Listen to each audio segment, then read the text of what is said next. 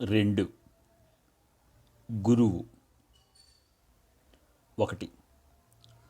ఒక క్రొత్త వ్యక్తి ఆశ్రమానికి వచ్చాడు. శిష్యుడు అతనితో ఇలా చెప్పాడు: నీకు ఒక హెచ్చరిక చేయాలి.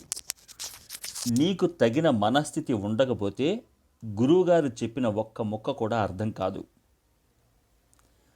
తగిన మనస్థితి అంటే ఒక క్రొత్త భాషను నేర్చుకునేటప్పుడు ఉండే జిజ్ఞాస నీలో ఉండాలి. గురువుగారు చెప్పే మాటలు నీకు తెలిసినట్లుగానే ఉంటాయి, కానీ తెలిసిపోయింది అని భ్రమించవద్దు. వాటికి అర్థం వేరే ఉంటుంది, పరభాషా పదములకు వలె. 2. విమర్శించడం అవసరమని తోచినప్పుడు గురువును తీవ్రంగానే విమర్శించేవాడు. కానీ ఆశ్చర్యమేమంటే ఆయన విమర్శిస్తే ఎవరికీ కోపం వచ్చేది కాదు.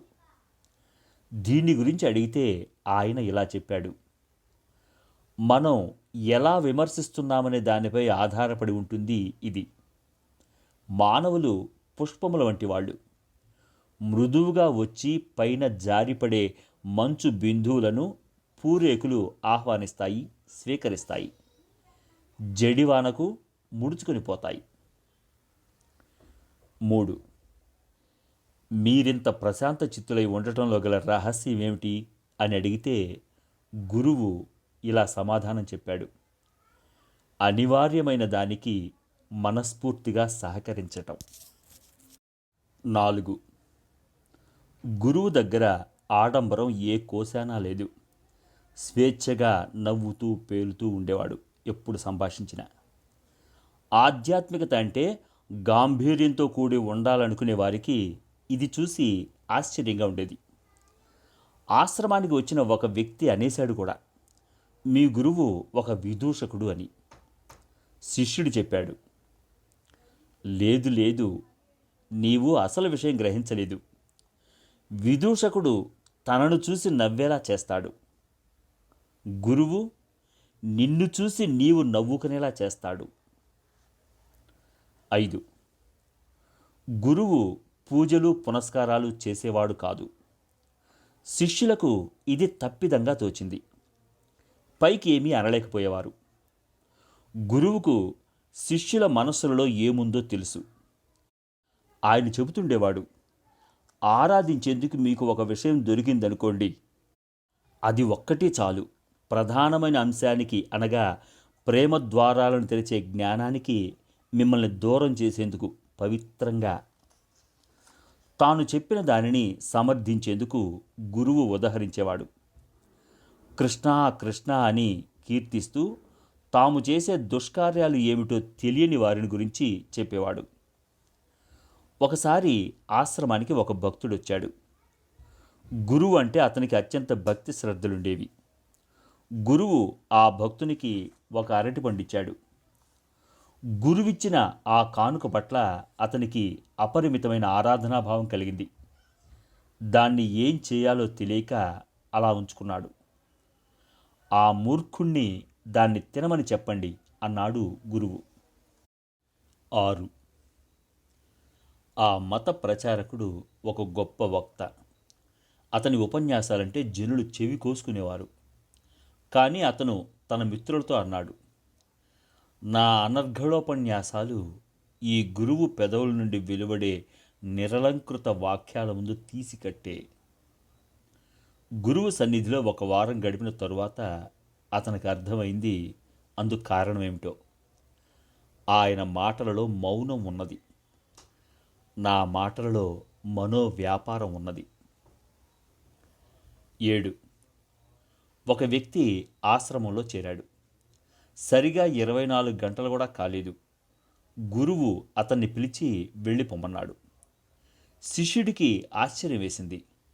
ఎందుకు ఎందుకు అని అడిగాడు. నీకు గురువు యొక్క ఆవశ్యకత లేదు. నేను త్రోవ మాత్రమే చూపించగలను. ముందుకు పోవలసింది నీవే.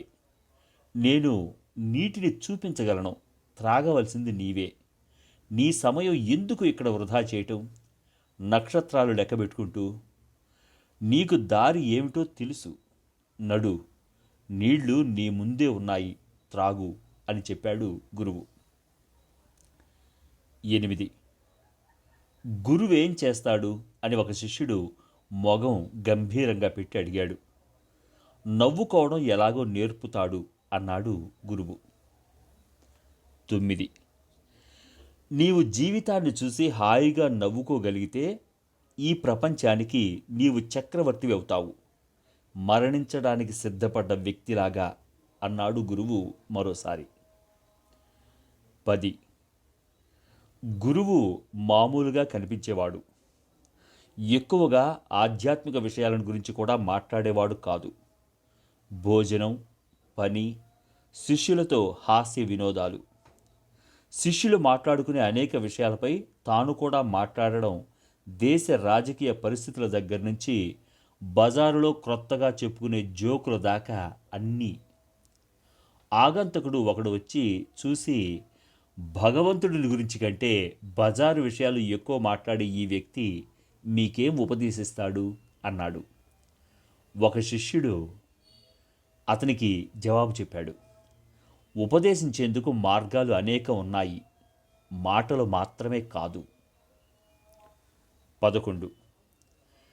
నీవు గురువు వద్దకు ఎందుకు వచ్చావు? నా జీవితం ఎటువైపు సాగటం లేదు, అది నాకేమీ ఇవ్వటం లేదు. అయితే ఇప్పుడు నీ జీవితం ఎటు సాగుతోంది? ఎటూ సాగడం లేదు. అది నీకిప్పుడేమిస్తోంది? ఏమీ ఇవ్వటం లేదు. ఇప్పుడు తేడా ఏమి కనిపించింది? ఇప్పుడు నేనెటూ సాగిపోవటం లేదు, పోయేందుకు ఏమీ లేదు కనుక, నాకేమీ లభించటం లేదు, లభించేందుకు ఏమీ లేదు కనుక. 12. గురువును గురించిన చరమ వాక్యం ఒకటి తయారు చేసి తెచ్చారు శిష్యులు. ఆయన సన్నిధిలో ఉంటే నిర్భయంగా ఉండేది. దానిపై గురువు ఇలా వ్యాఖ్యానించాడు: నిర్భయంగా ఉండేందుకు నేను మీకు అవసరం అయినట్లయితే నా సన్నిధి మీ పిరికతనాన్ని కప్పిపుచ్చుతుందే కానీ తొలగించదు. 13. శిష్యులు తన దగ్గర ఎక్కువ కాలం ఉండేందుకు గురువు అంగీకరించేవాడు కాదు. ఒక నిర్ణీత సమయం అయిన తరువాత వారిని బయటకు పంపించేవాడు. మీ సంగతి మీరు చూసుకోండి అని చెబుతూ. ఈ పద్ధతి ఏమిటి అని ఒక వ్యక్తి అడిగితే శిష్యుడొకడు ఇలా సమాధానం చెప్పాడు: గురువు ఒక అద్దం లాంటివాడు. ఆ అద్దం భగవతత్వాన్ని ప్రతిబింబింపజేస్తుంది, నిన్ను నీకు చూపిస్తుంది. అందులో భగవతత్వాన్ని దర్శించిన తరువాత ఆ అద్దం ఇంకా ఎందుకు? దాన్ని ఇంకా ఉంచుకున్నట్లయితే ఆరాధనాభావం ఎక్కువయ్యి అద్దం అడ్డుగోడ అయి కూర్చుంటుంది. 14. అప్పుడే ఒక వ్యక్తి ఆశ్రమానికి వచ్చాడు. గురువును గురించి వాకబు చేశాడు. ఈయనను నేను విశ్వసించవచ్చునా అని అడిగాడు ఒక శిష్యుణ్ణి. అనుభవజ్ఞుడైన ఆ శిష్యుడు ఇలా చెప్పాడు: తాను చెప్పిన ఒక్క మాట కూడా విశ్వసింపమని కోరడు మా గురువుగారు.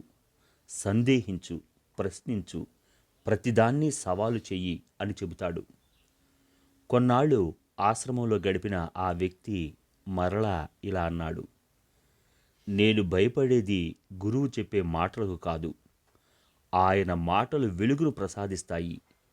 కానీ గురు సన్నిధి ఉన్నదే, అది మనల్ని కాల్చిపారేస్తుంది. 15. మీ గురువు ఏం బోధిస్తాడు అని అడిగాడు ఒక ఆయన ఆశ్రమానికి వెళ్ళి ఒక శిష్యుణ్ణి. ఏమీ లేదు. అయితే ఆయన నుండి పొందేది ఏమిటి? మీరు కోరుకున్నంత. ఆయన మౌనం నుండి, ఆయన ప్రేమ నుండి, ఆయన హృదయాకాశంలో వెలిగే కోటి సూర్య ప్రభల నుండి, ప్రతి ఆకు నుండి, ప్రతి గడ్డి పరక నుండి పొందవచ్చు. 16. ఆశ్రమానికి ఒక వ్యక్తి వచ్చాడు. గురువును సమీపించి నమస్కారం చేశాడు. 1-2 రోజులు ఆశ్రమంలో ఉండి గురువు మాటలు విన్నాడు. మర్నాడు నేను వెడుతున్నాను అని చెప్పి బయలుదేరాడు. కారణం అడిగారు. అతను ఇలా చెప్పాడు: మీ గురువు చెప్పే మాటలు వినటం ఇక నా వల్ల కాదు. అక్కడ ఉంటున్న ఒక వృద్ధ శిష్యుడు అతని పట్ల సానుభూతి చూపించాడు కాస్త. నీకెలా అనిపిస్తుందో నేనెరుగుదును. అనేక సంవత్సరాలు నేను ఈ గురువును తప్పించుకుని తిరిగాను. అప్పుడే అడవి నుండి పట్టుకుని వచ్చి నా పూదోటలో వదిలిపెట్టబడిన క్రూర మృగముల గుంపుల వలె ఉండేవి ఆయన మాటలు నాకు. ఎవరైనా మత ప్రచారకులు దొరికితే వారి వద్దకు పారిపోదామని అనుకుండేవాణ్ణి. చల్లగా ఒక శ్మశాన భూమి నుండి ఇంకొక శ్మశాన భూమికి తరలింపబడే తెల్లని ఎముకల మూటలుగా ఉంటాయి వారి మాటలు. 17. మీ శిష్యులకు మీరు ఎలా శిక్షణ ఇస్తున్నారు అని ఎవరో అడిగారు గురువును. గురువు ఇలా చెప్పాడు. ఒక పులి విగ్రహాన్ని చెక్కాలనుకున్న శిల్పి ఏం చేస్తాడు? ఒక మంచి బండరాయిని తెస్తాడు. దానిలో నుండి పులి విగ్రహానికి అడ్డుగా నిలిచి ఉన్న రాతి ముక్కలన్నింటినీ ఉలితో తొలగిస్తాడు. గురువు చెప్పిన దాని సారాంశం ఏమిటో తెలియక శిష్యుడు అడిగితే ఆయన ఇలా చెప్పాడు. నీవుగా ఉండటానికి అడ్డుగా ఉన్నదాన్ని తొలగించడమే నా పని. ప్రతి తలపు, ప్రతి భావన, ప్రతి వైఖరి, నిన్ను అంటిపెట్టుకున్న నీ సంస్కారాలు, నీ గతం, ఇలా నీకు అడ్డుగా ఉన్నవన్నీ. 18. శిష్యుడికి గురువు పట్ల గౌరవం, భక్తి మరీ ఎక్కువైనాయి. గురువు అతనితో ఇలా చెప్పాడు. నాయనా, గోడ మీద వెలుతురు ప్రతిఫలిస్తుంది. గోడనెందుకు గౌరవించడం? వెలుగును చూడు, దృష్టిని అటు త్రిప్పు. 19. ఒక వ్యక్తి వచ్చి గురువును ఆశ్రయించి నన్ను మీ శిష్యునిగా స్వీకరించండి అని ప్రార్థించాడు. గురువు అతనితో, నీవు నాతో పాటు ఉండవచ్చు, కానీ నా అనుయాయివి మాత్రం కావద్దు. అయితే నన్ను ఎవరిని అనుసరించమంటారు? ఎవరిని అనుసరించవద్దు. ఎవరినైనా నీవు అనుసరించడం మొదలుపెట్టావో నీవు సత్యాన్ని అనుసరించడం మానివేస్తావు అని చెప్పాడు. 20. నన్ను మీ శిష్యునిగా చేసుకోండి అని అడిగాడు మరొక వ్యక్తి. నీ నేత్రాలు మూతబడి ఉన్నాయి కనుక నీవు శిష్యమాత్రునిగా ఉన్నావు. నీ కండ్లు తెరచిన రోజున నా నుండి గాని మరెవరి నుండి గాని నేర్చుకునవలసింది ఏమీ లేదని నీవు గ్రహిస్తావు అని అన్నాడు గురువు. అయితే గురువు ఎందుకు? గురువు ఉండడం ఎంత నిష్ప్రయోజనమో నీవు గ్రహించేటట్లు చేయడానికి. 21. గురువు అవసరము అని మీరెందుకు భావిస్తున్నారని ఒక ఆయన అడిగాడు శిష్యులను. ఆయనకు ఈ క్రింది జవాబు వచ్చింది. నీటిని మరగబెట్టాలంటే ఆ నీటికి నిప్పుకు మధ్యవర్తిగా ఒక పాత్ర అవసరమవుతుంది. 22. గురువును సమీపించి ఒక జిజ్ఞాసువు, నేను నేర్చుకోవాలనుకుంటున్నాను, మీరు నాకు బోధిస్తారా అని అడిగాడు. నేర్చుకోవడం ఎలాగో నీకు తెలుసు అని నాకు అనిపించడం లేదు అన్నాడు గురువు. అయితే నేర్చుకోవటం ఎలాగో మీరు నాకు బోధించగలరా? నేను బోధించడం ఎలాగో నీవు నేర్చుకోగలవా? శిష్యులు ఈ జవాబు విని కలవరపడ్డారు. తరువాత వారికి గురువు ఇలా చెప్పాడు. బోధించడం అనేది నేర్చుకున్నప్పుడు వీలవుతుంది. నేర్చుకోవడం అనేది నీకు నీవు బోధించుకున్నప్పుడే వీలవుతుంది. 23. జ్ఞాన ప్రాప్యానంతరం గురువు నిరాడంబరంగా జీవింపసాగాడు. సరళ జీవనం ఆయనకు నచ్చింది. శిష్యులు ఆయన్ను అనుకరిస్తూ తాము కూడా నిరాడంబరంగా ఉండడం మొదలుపెట్టారు. గురువు వారిని చూచి ఎగతాళి చేశాడు. నా బాహ్య వర్తనాన్ని అనుకరించడం వల్ల ఏం ప్రయోజనం? నాకున్న ప్రేరణ మీకు ఉండాలి. ఆ ప్రేరణ కూడా ఏ దర్శనం వల్ల ఏర్పడిందో అందువల్ల ఏర్పడి ఉండాలి. ఈ మాటలు శిష్యులకు అవగతం కాలేదు. గడ్డం పెరిగింది కదా అని ఒక మేక ఋషి అవుతుందా అని ఇంకాస్త విశదీకరించేసరికి శిష్యులు గ్రహించారు గురువు చెప్పిన మాటలలోని ఆంతర్యాన్ని. 24. ఒక శిష్యుడు గురువును అంతు లేకుండా ప్రశ్నలు వేసి దుంపదించి జవాబు చెప్పమంటుండేవాడు. గురువు చూసి చూసి ఇక లాభం లేదని అతనితో ఒకనాడు ఇలా చెప్పాడు: బాబూ, నీవడిగే ప్రతి ప్రశ్నకు నీలోనే సమాధానం ఉన్నది. దాన్ని గ్రహించటం ఎలాగో నీకు తెలియాలే గాని.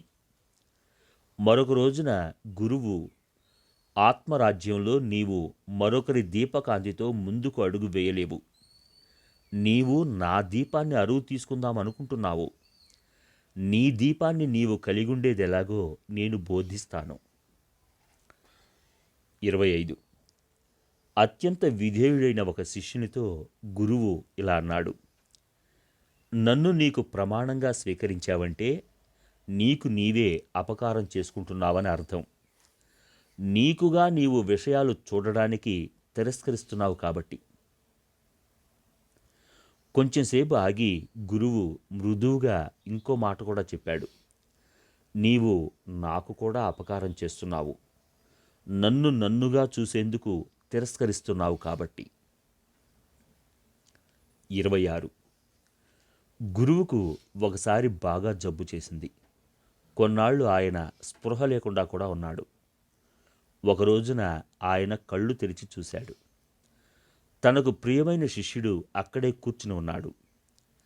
నా శయ్య దగ్గరే కూర్చుని ఉన్నావా కదలకుండా అని అడిగాడు ఆయన శిష్యుణ్ణి ప్రేమగా చూస్తూ. అవును గురువర్యా, మిమ్మల్ని విడిచి నేను ఎక్కడికి వెళ్ళలేను. ఎందువల్ల? మీరు నా జీవితానికి వెలుగు కనుక. గురువు ఒక నిట్టూర్పు విడిచాడు. కుమారా, నేను అంతగా నీ కండ్లు చెదిరేట్లు చేశానా? నీవు నీలోని కాంతిని చూడగోరనంతగా అన్నాడు. 27.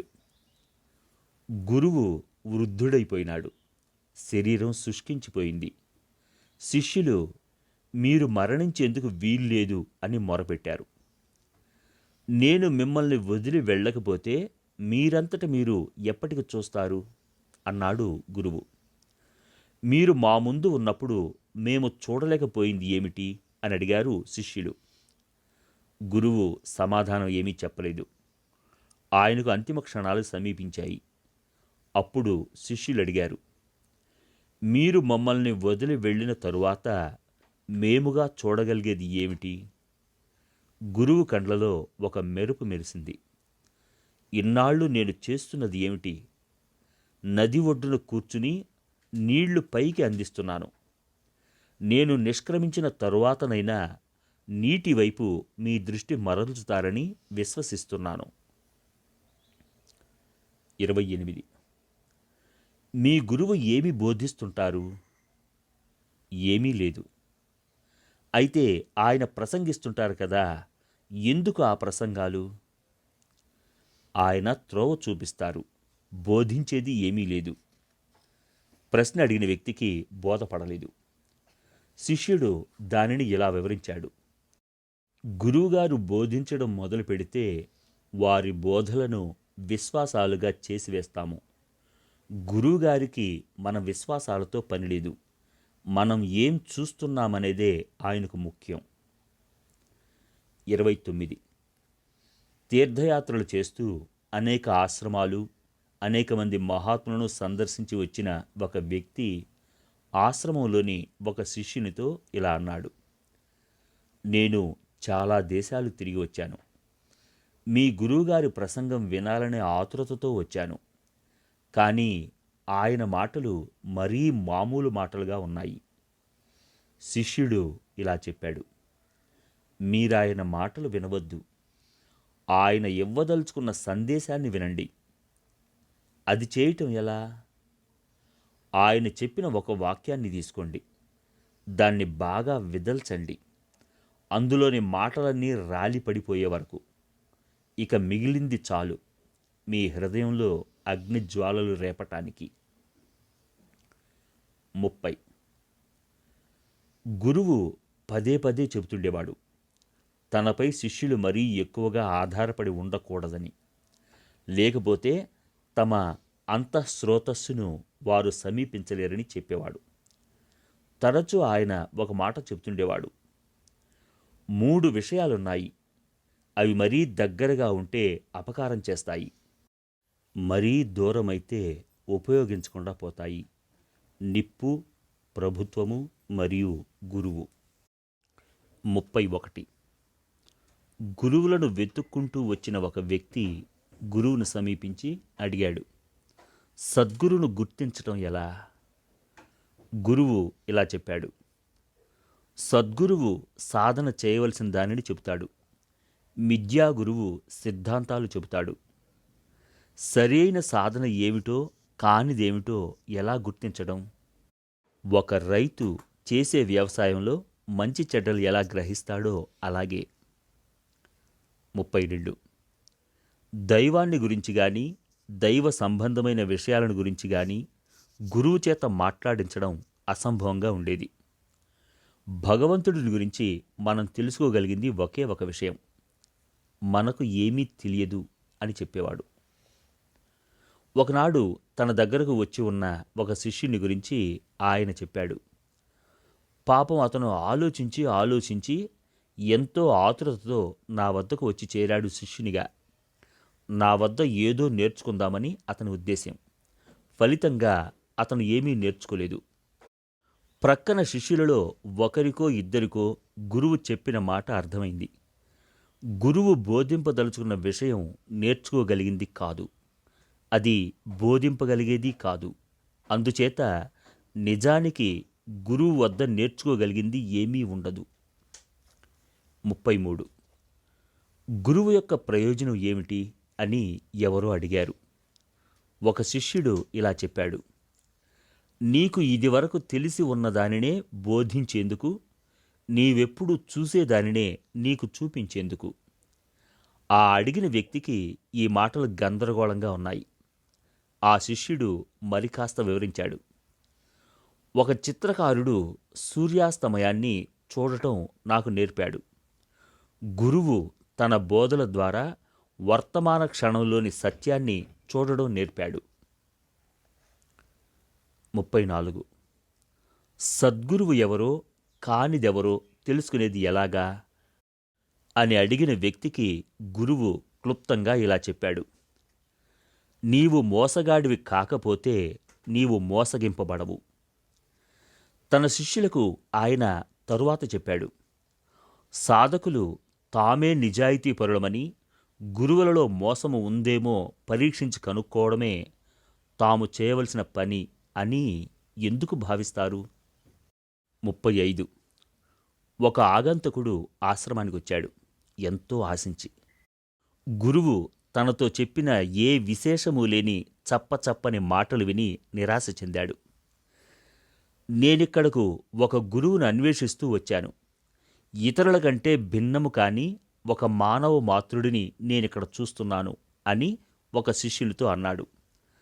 అప్పుడు ఆ శిష్యుడు ఇలా అన్నాడు, గురువుగారు ఒక చెప్పులు కుట్టేవాడు. ఆయన వద్ద తోలు అనంతంగా ఉన్నది. అయితే నీ కాలి కొలతలను బట్టి ఆయన తోలును కత్తిరించి కుడుతుంటాడు. 36. కొత్తగా వైష్ణవ మతం పుచ్చుకున్న ఒక వ్యక్తిని అతని మిత్రుడు కలిశాడు. నీవు వైష్ణవ మతం పుచ్చుకున్నావన్నమాట? అవును. అయితే నీకు రామానుజాచార్యుల వారిని గురించి చాలా విషయాలు తెలిసి ఉంటాయి. చెప్పు, ఆయన ఏ ఊళ్ళో పుట్టాడు? నాకు తెలియదు. ఆయన ఏ వయస్సులో సిద్ధి పొందాడు? తెలియదు. ఆయన వ్రాసిన గ్రంథాలేమిటి? తెలియదు. వైష్ణవ మతం పుచ్చుకున్నానన్నావు, ఆచార్యుల వారిని గురించి నీకేమీ తెలియదా? ఇదేమిటి?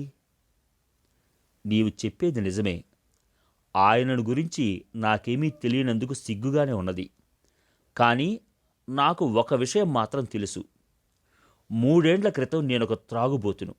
అప్పులలో చిక్కుకుని ఉండేవాడిని. నా భార్య పిల్లలు దూరమైనారు. ఇప్పుడు నేను త్రాగుడు మానివేశాను. అప్పులు తీరాయి. కుటుంబంలో కలతలు పోయాయి. ఇదంతా వైష్ణవ సిద్ధాంతాల చొలవ. రామానుజాచార్యుల వారు చేసిన బోధలు నాకు తెలుసు. 37. గురువు నది ఒడ్డున కూర్చుని ధ్యానంలో మునిగి ఉన్నాడు. ఒక శిష్యుడు వచ్చి ముందుకు వంగి 2 అమూల్య రత్నములను గురువు పాదాల వద్ద ఉంచాడు. తన భక్తిని అతను అలా చూపించాడు. గురువు కండ్లు తెరిచి చూశాడు. ఒక రత్నాన్ని చేత్తో తీసుకున్నాడు. అజాగ్రత్తగా ఉండటం వల్ల అది ఒడ్డు మీద నుండి దొర్లి నీటిలో పడిపోయింది. అది చూచి అయ్యో అని శిష్యుడు నీటిలోకి దూకి వెతికాడు చాలాసేపు. కానీ రత్నం దొరకలేదు. చివరకు అలిసిపోయి గురువును ధ్యానముద్ర నుండి మేల్కొల్పాడు. ఆ రత్నం పడిపోయేటప్పుడు మీరు చూశారు కదా, అది ఎక్కడ పడిందో చెప్పండి, సరిగ్గా దాన్ని తెచ్చి ఇస్తాను అన్నాడు. గురువు 2వ రత్నాన్ని చేతిలోకి తీసుకొని నీటిలోకి విసిరివేసి సరిగ్గా ఇక్కడే అన్నాడు. రమణ బోధ. తమ మౌనోపదేశమే సూటి అయినది, శక్తివంతమైనది అని భగవాన్ శ్రీ రమణ మహర్షి చెబుతుండేవారు. ఈ మౌనోపదేశం శ్రీ రమణుల మూర్తి నుండే వచ్చేది. అది ఒక ఆధ్యాత్మిక శక్తి తరంగం. తన బోధలన్నింటిలోనూ అదే ఎక్కువ శక్తివంతమని భగవాన్ చెప్పేవారు. వారి నుండి వచ్చే ఈ మౌన శక్తి తరంగాలు పక్వ మనస్కులైన భక్తుల హృదయాలను తాకేవి. వారికి అంతఃశాంతి లభించేది, స్వస్థితి లభించేది, ఆత్మానుభవం కలిగేది. శ్రీ రమణులు చెప్పిన విషయం మరొకటుంది. గురువు ఏం చేస్తాడు? శిష్యుని చేతికి ఆత్మ సాక్షాత్కారాన్ని అందిస్తాడా? ఆత్మ ఎప్పుడూ సాక్షాత్కారమయ్యే ఉంది కదా. మనిషి ఆత్మయే, అయితే అది అతడెరుగడు. అనాత్మ అయిన దేహాదులను ఆత్మ అని భ్రమిస్తాడు. ఇది అజ్ఞానం వల్ల ఏర్పడింది. జ్ఞానసిద్ధుడైన గురువు యొక్క సన్నిధిలో వ్యక్తికి అజ్ఞానం తొలగిపోతుంది, ఆత్మసిద్ధి అవుతుంది.